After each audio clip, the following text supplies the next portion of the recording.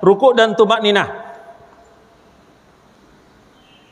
Dalilnya, a'udzubillahi minasyaitonirrajim, ya ayyuhalladzina amanu ruk'u wasjudu wa'budu rabbakum waf'alul khaira la'allakum tuflihun. Hai orang-orang yang beriman, rukuklah kamu, sujudlah kamu, sembahlah Tuhanmu, dan berbuatlah kebajikan supaya kamu mendapatkan kemenangan. Hadis Al-Hajj ayat ke-77 Quran. Kemudian hadisnya, hadis ke-38 dari sahabat Abu Hurairah radhiyallahu an mengenai orang yang sholatnya dianggap buruk, bahwa Nabi SAW bersabda kepadanya, kemudian rukuklah hingga tumakninah dalam keadaan rukuk. Ini dalil yang mengharuskan tumakninah. Jadi nggak boleh rukuk itu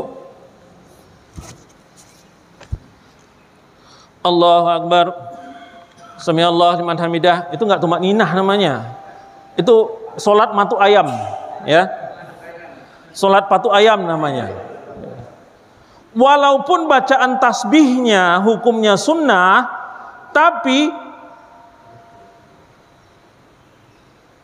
tumakninahnya hukumnya wajib, gitu loh. Walaupun tasbihnya hukumnya sunnah, tapi tumakninahnya diharuskan. Ya. Jadi nggak boleh, ya rukulah sempurna. Rukulah sempurna. Allahu Akbar. Rukulah sempurna. Sami'allahu liman hamidah. Ya.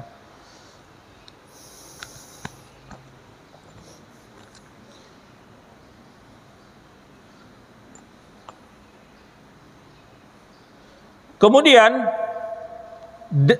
hadis riwayat Ahmad, Abu Daud dan Nasai dari Ibnu Mas'ud, Uqbah bin Amr, bahwa ketika ruku ia membuka tangan dan meletakkannya pada kedua lutut, lantas merenggangkan jari-jari.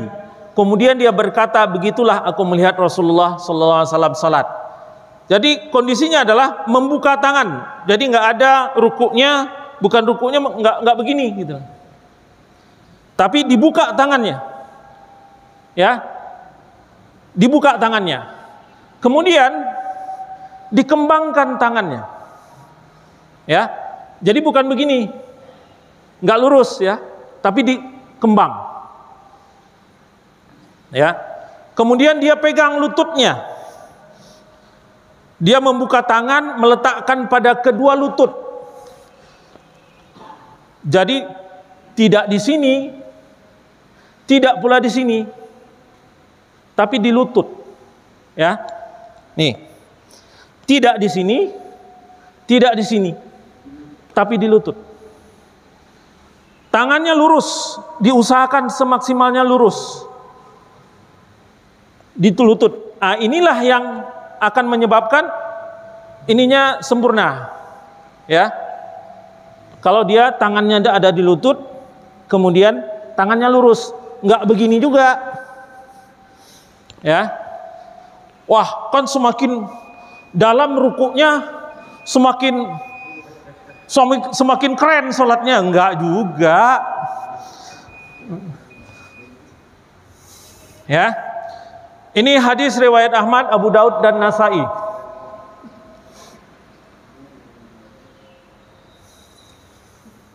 Dikit lagi, hadis yang ke-40 dari Aisyah radhiyallahu anha, dia berkata, jika ruku dalam sholat Rasulullah, ini bacaannya ya, bukan, jika ruku dalam sholat Rasulullah tidak mengangkat kepala dan tidak menurunkannya, tapi beliau menjadikannya seimbang kepalanya pada saat ruku.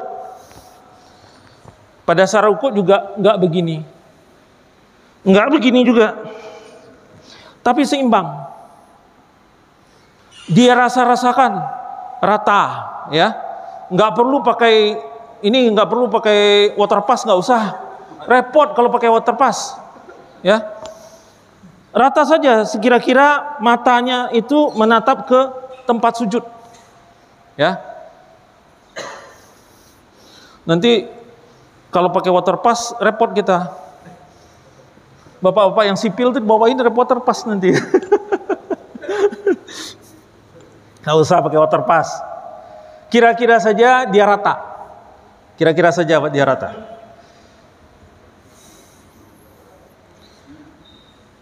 Dari Abu Qatadah, ya, hadis riwayat Ahmad dan Hakim, hadis yang nomor ke-41. Dari Abu Qatadah, Rasulullah SAW bersabda, sejelek-jelek pencuri adalah orang yang mencuri dalam sholatnya. Dikatakan, ya Rasulullah, bagaimana maksudnya orang yang mencuri dalam sholatnya? Beliau menjawab, yaitu orang yang tidak menyempurnakan ruku, sujud, dan kekhusyuannya, tumakninah. Hadis riwayat Ahmad dan Hakim. Ya, hadis riwayat Ahmad dan Hakim. Dikatakan oleh Rasulullah, orang yang tidak tumakninah itu adalah seperti pencuri dalam sholat. Ya, pencuri dalam sholat. Ini adalah orang yang tidak tumakninah. Nah, hukumnya dalam 4 mazhab, jumhur ulama mengatakan ruku dalam sholat adalah fardu. Ya, ruku dalam sholat adalah fardu. Itu semua ulama, semua mazhab mengatakan sama, nggak ada perbedaan. Itu masalah yang usul. Kemudian jumhur ulama mengatakan tumakninah hukumnya adalah fardu, kecuali Hanafi yang berpendapat hukumnya adalah wajib. Ya.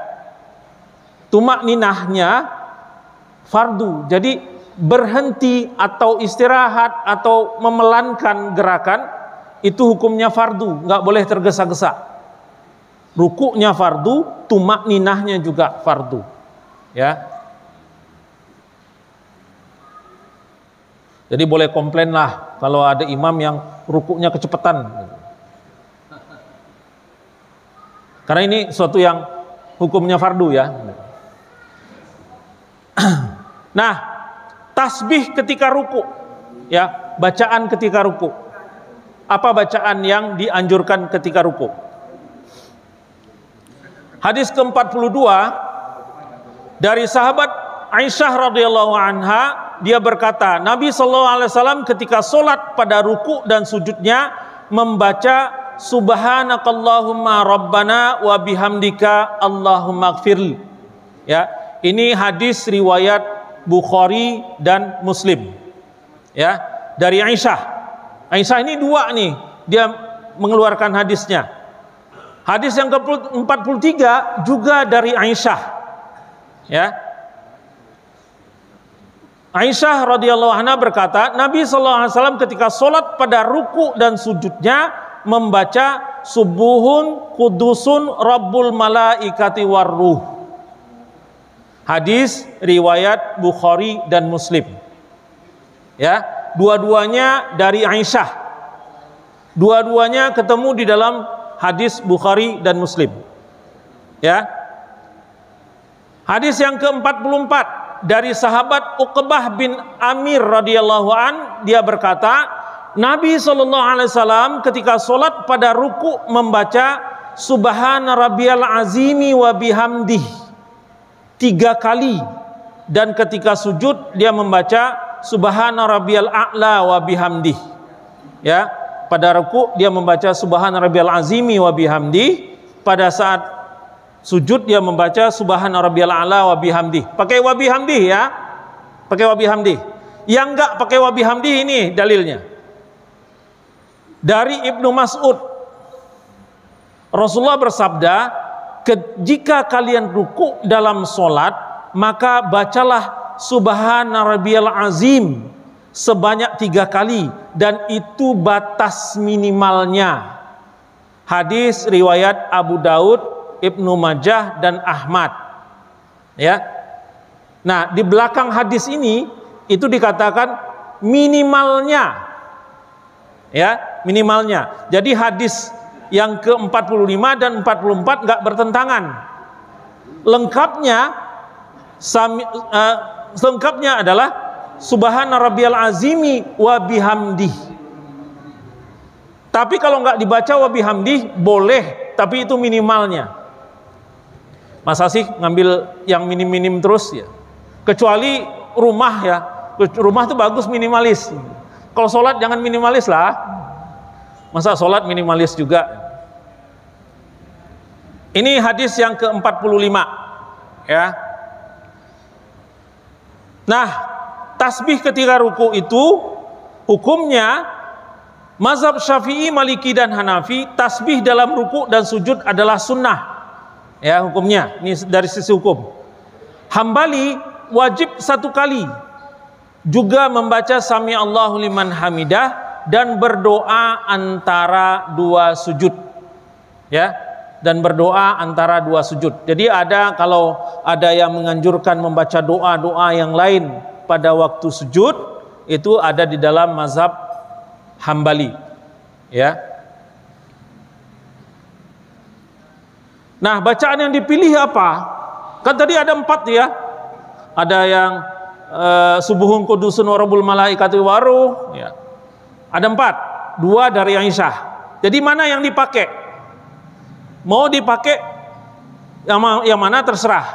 Tapi di dalam mazhab yang dipakai adalah di dalam mazhab Maliki, Syafi'i dan Hambali yang dibaca adalah subhana rabbiyal azimi wa bihamdih. Ya, ini 3 mazhab memakai ini. Maliki, Syafi'i dan Hambali. Kalau mazhab Hanafi memakai subhana rabbiyal azim saja, nggak pakai saja ya, nggak pakai saja. Subhana rabbiyal azim, ya. Kalau di dalam 3 mazhab yang lain pakai wa bihamdih, subhana rabbiyal azimi wa bihamdih. Ya. Ini yang dipakai oleh 3 mazhab. Kalau Hanafi pakai tanpa wa bihamdih. Nah, jumlahnya, ya. Jumhur ulama mengatakan sempurnanya adalah 3 kali. Ya, jumlahnya. Jumhur ulama mengatakan 3 kali.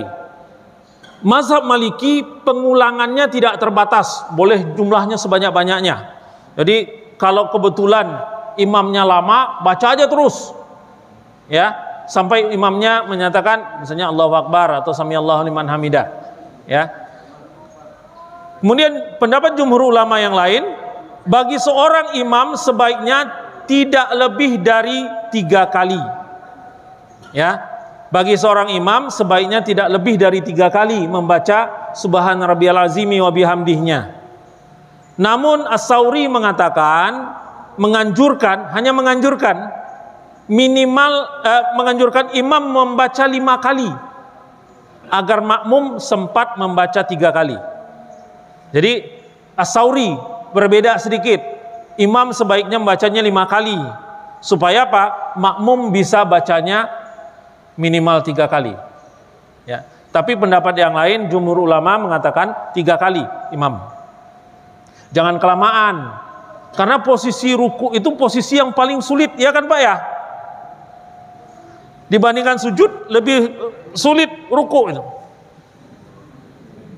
Karena rukunya harus meletakkan tangan dan tidak harus terbuka di lutut. Dan ini juga harus lurus, ya. Nah, ini bagian yang lumayan tuh, di sini ketarik juga tuh. Ya, kalau saraf kejepit itu adalah terapi sebenarnya. Kalau sujud, kalau gerakan sholat itu dilakukan dengan benar, itu adalah terapi sebenarnya. Terapi. Rasakan aja kalau setelah sujud dengan benar, itu terasa enak di sini. Ya.